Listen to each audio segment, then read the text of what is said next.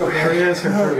Great to see you. You doing well? Walking firmly through the door, Mike Pompeo is a determined man.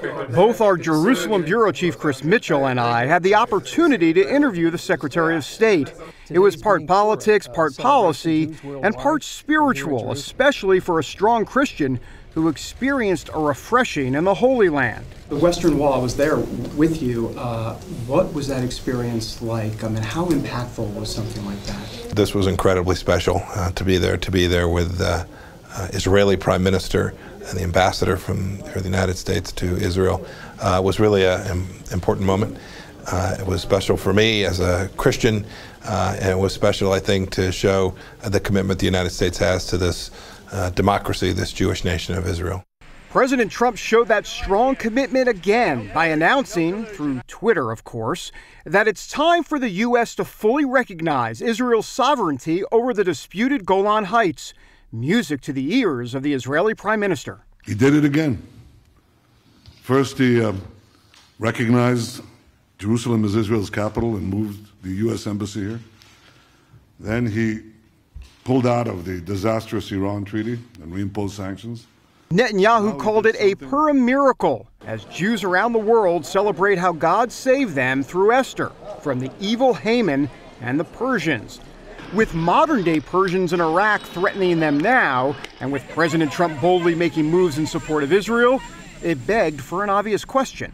Could it be that President Trump right now has been sort of raised for such a time as this, just like Queen Esther, to help save the Jewish people from an Iranian menace? As a Christian, I certainly believe that's possible. It was remarkable. So we were down in the tunnels where we could see 3,000 years ago and 2,000 years ago, if I have the history just right, to see the remarkable history of the faith in this place and the work that our administration has done to make sure that this democracy in the Middle East of this Jewish state remains. I'm confident that the Lord is at work here. But with all the benefits Israel has received from this administration, will there be a price to pay in the long-awaited Mideast peace plan?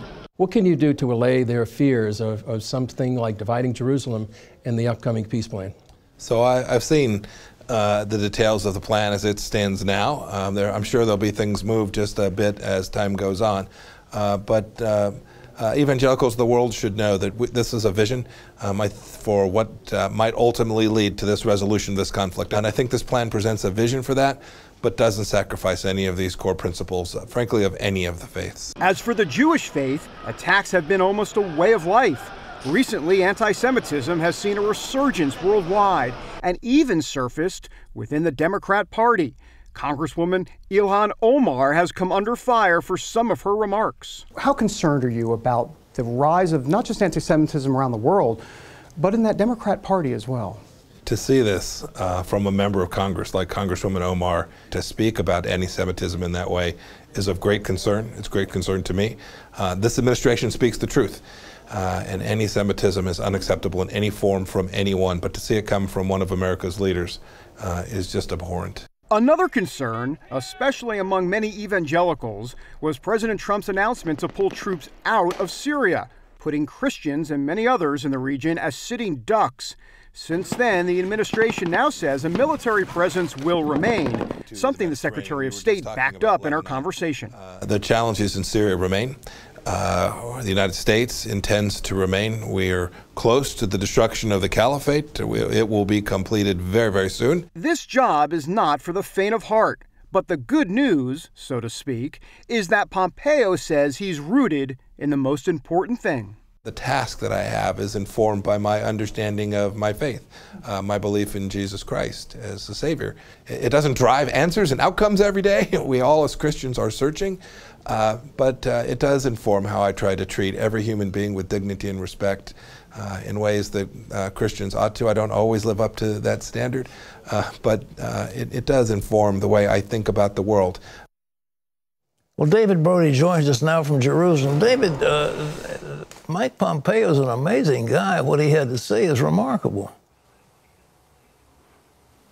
Oh, for sure. And as a matter of fact, we were a bit surprised, Chris Mitchell and I, that he actually named Congressman Omar by name on foreign soil about anti-Semitism. That shows you how deep the political divide has become, Pat. And of course, the biblical comparison, Donald Trump and Queen Esther. And you can imagine anytime you put Donald Trump and a biblical figure together, you know, the media is going to go haywire. And apparently they already have after our report. David, let me ask you, you know, the Democrats have had tremendous support among the Jewish community. I understand a number of the announced candidates for the presidency are not going to go to the AIPAC summit this week. What do you make of that? Well, you know, it's funny. First of all, you're right. I mean, there are plenty of those Democrats running for president that won't make it. Kamala Harris, Bernie Sanders. You can go down the list. Elizabeth Warren, Beto O'Rourke.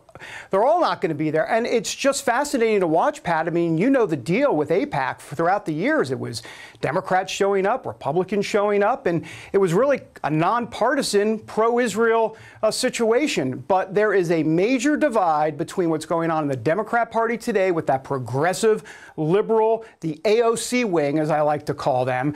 And you've got that. And then look who is speaking at AIPAC. Chuck Schumer, Nancy Pelosi, the old guard of the Democrats. And that says everything you need to know about where the Democrat Party is heading. Do you think the Jewish people are going to wake up and begin to shift their alliance from the Democrats to the Republicans? They've been a key funding source, I'm sure, for the Democrats. Mm-hmm. So here's the short answer, Pat. No, but with an asterisk. And that asterisk could be 1, 2, 3 percentage points or so in favor of a Donald Trump or Republicans. And that can make a huge difference in elections, especially if Donald Trump suffers in some sort of other area, whether it be with suburban women or with potentially even evangelicals. And so that asterisk becomes crucial going into 2020. And I think that's important to watch. But why won't they turn? Look, there's a lot to unpack, and we can spend many, many hours discussing this. But, you know, you have the Orthodox Jews that overall are very supportive of Donald Trump. But the American Jews, Reformed American Jews, look, I grew up as a Reformed American Jew, so I get it. I've lived there, and I know the deal. The philosophy is liberal. Therefore, they fit with the Democrats. That's the way they want to go. And they'll say they're pro-Israel, but their philosophy from a liberal standpoint sides with the Democrats, and that is going to be very hard to undo. Well, David, thank you very much. Appreciate your